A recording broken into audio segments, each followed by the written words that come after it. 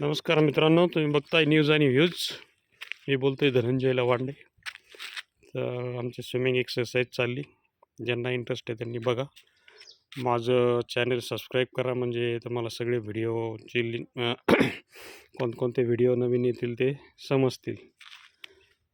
तर स्विमिंगमुळं मला असा फरक जाणवतो की भूक वाढलेली आहे. कारण उन्हाळ्यात जनरल काय होतं की जेवण जात नाही आपल्याला.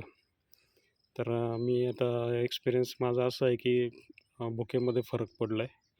थोडंसं फ्रेश पण वाटतं आहे, कारण आपण घामाने वगैरे एकदम कंटाळून जातो दिवसभर. तर आता बराचसा गॅप पडला होता माझ्या पण स्विमिंगमध्ये. पहिल्या ज्या उड्या किंवा सूर जे आपण बिंदास मारत होतो, किंवा जे आपण म्हणतो मुटका, म्हणजे मुटकाची उडी असते की जी पाठ असं हात बांधून पाय बांधून असं पाठीवर उडी मारायची असते आणि ते मग पाणी असं वर उडतं. तर ते पण माझे अजून काय तसं म्हणजे पहिल्यासारखं काय अजून जमत नाही आहे, कारण बराच गॅप पडला आहे मध्ये. तर आता दगडे साहेबांकडे देतो आहे कॅमेरा.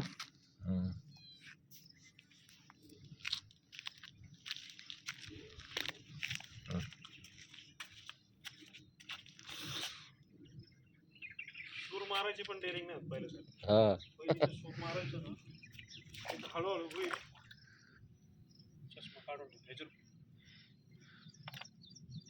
सूर म्हणजे कसं असतं, डोक्यावर हात जायचं.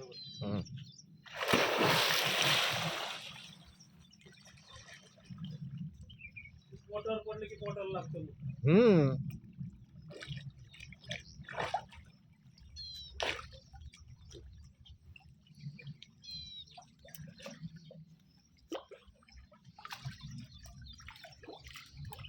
खूप मस्त वाटतंय.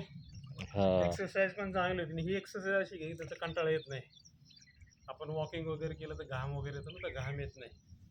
त्यानंतर जोर बैठका काढायला पण कंटाळा करतो माणूस. बोट मागे घ्या तुमचं बोट. एक्सरसाइज म्हणजे जोर आणि बैठका मारताना पण कंटाळा येतो उन्हाळ्याचा. तर त्यामुळे ही एक्सरसाइज खूप छान आहे. आम्हाला तर 1 तास होत आला असेल.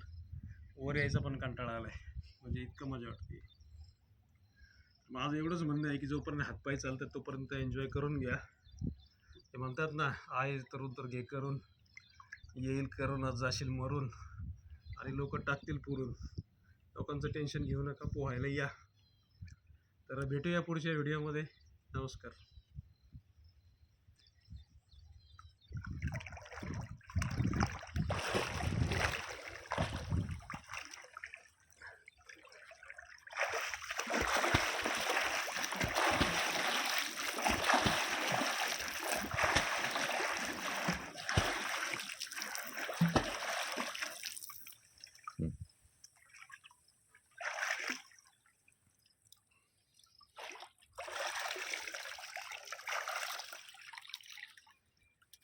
ही शिडी एकदम भारी झाली.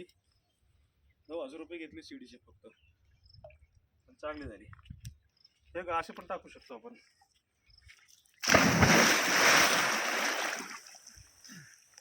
पाणी मुद्दाम कमी ठेवलंय. लहान पोरं पोहायला आली की अडचण होते ना. पूर्ण भरलं तर पोरं बुडतील म्हणजे एवढं तरी वर पाहिजे. मुलांसाठी पाणी कमी ठेवलंय, बाकी काय अडचण नाही.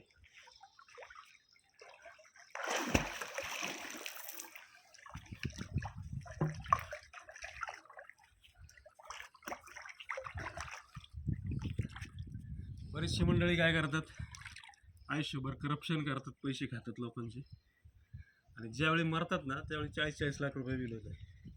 सगळी प्रॉपर्टी पण इथंच राहते. तर पुण्यामध्ये एक हॉस्पिटल आहे, ते चेक केलं हॉस्पिटल.